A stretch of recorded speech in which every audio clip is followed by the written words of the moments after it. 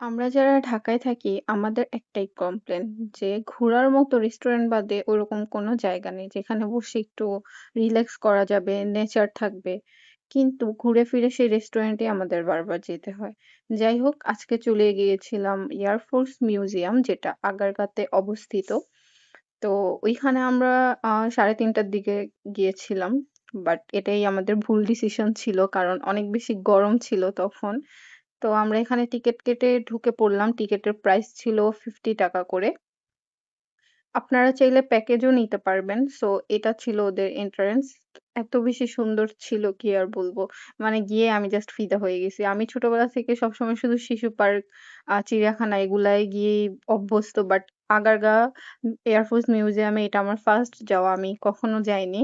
একটা আপুর ভিডিও দেখেছিলাম, ভালো লেগেছিল। আর অনেকদিন ধরে মাথায় ছিল যে সবসময় তো বাহিরে গেলে শুধু রেস্টুরেন্টেই বসা হয়। তাই আমরা প্ল্যান করলাম যে আজকে আমরা এখানে যাবো।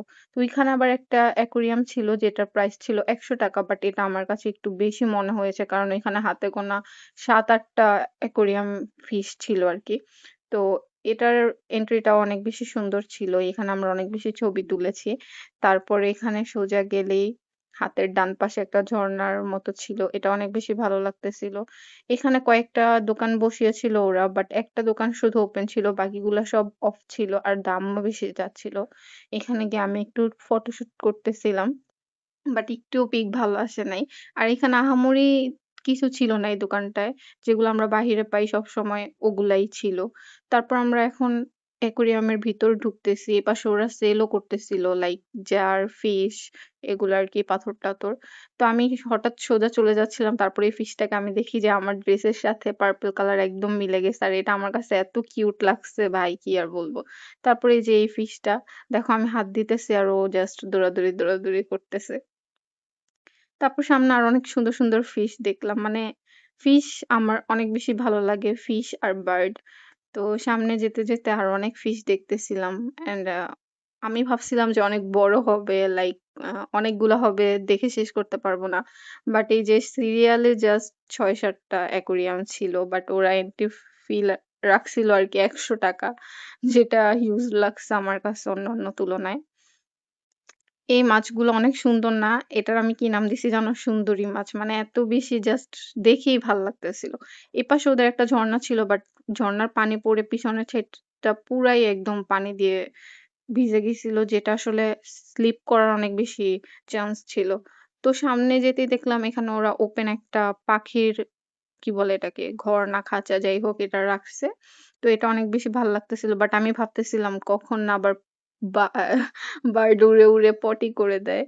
যাই হোক এটা দেখতে আমরা বাহিরের দিকে চলে আসলাম। এই জায়গাটা তো অস্থির ছিল। অনেক সুন্দর ছবি উঠছে এখানে। আর দেখেই ভাল লাগতেছিল। বাট গরমের জন্য অস্থির হয়ে আমরা আইসক্রিমের দোকানে চলে গেলাম। ওইখান থেকে আইসক্রিম নিলাম। আইসক্রিমটাও গলে গেছিল কি আর বলব।